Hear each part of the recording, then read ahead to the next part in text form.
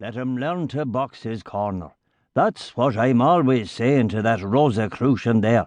Take exercise. Why, when I was a nipper, every morning of my life I had a cold bath, winter and summer. And that's what stands to me now. Education is all very fine and large. Mr. Cotter might take a pick of that leg mutton, he added to my aunt. No, not for me, said old Cotter. My aunt brought the dish from the safe and put it on the table. But why do you think it's not good for children, Mr. Cotter? She asked. It's bad for children, said old Cotter, because their minds are so impressionable. When children see things like that, it has an effect. I crammed my mouth with stirabout for fear I might give utterance to my anger. Tiresome old red-nosed imbecile. It was late when I fell asleep. Though I was angry with old Cotter for alluding to me as a child, I puzzled my head to extract meaning from his unfinished sentences. In the dark of my room, I imagined that I saw again the heavy grey face of the paralytic. I drew the blankets over my head and tried to think of Christmas. But the grey face still followed me. It murmured, and I understood that it desired to confess something.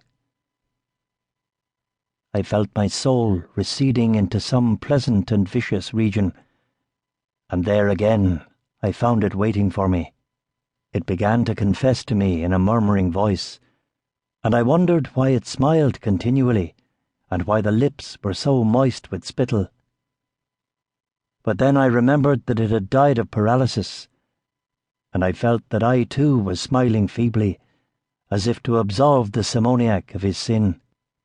The next morning after breakfast, I went down to look at the little house in Great Britain Street. It was an unassuming shop, registered under the vague name of drapery. The drapery consisted mainly of children's bootees and umbrellas, and on ordinary days a notice used to hang in the window saying, "Umbrellas recovered." No notice was visible now, for the shutters were up. A crepe bouquet was tied to the door knocker with ribbon.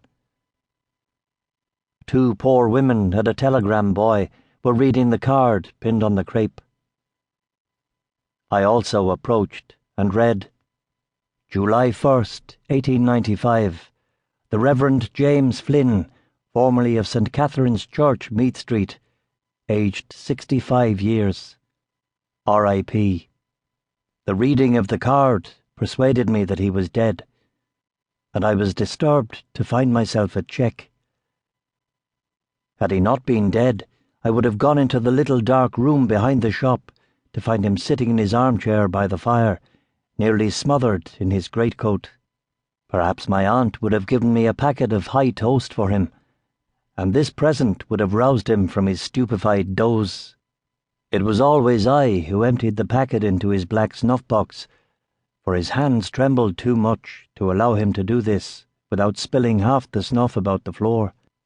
Even as he raised his large, trembling hand to his nose, little clouds of smoke dribbled through his fingers over the front of his coat. It may have been these constant showers of snuff which gave his ancient priestly garments their green faded look, for the red handkerchief, blackened as it always was with the snuff stains of a week, with which he tried to brush away the fallen grains, was quite inefficacious. I wished to go in and look at him, but I had not the courage to knock. I walked away slowly along the sunny side of the street, reading all the theatrical advertisements in the shop windows as I went. I found it strange that neither I nor the day seemed in a mourning mood, and I felt even annoyed at discovering in myself a sensation of freedom, as if I had been freed from something by his death. I wondered at this, for as my uncle had said the night before, he had taught me a great deal. He had studied in the Irish College in Rome, and he had taught me to pronounce Latin properly. He had told me stories about the catacombs and about Napoleon Bonaparte, and he had explained to me the meaning of the different ceremonies of the Mass and of the different vestments worn.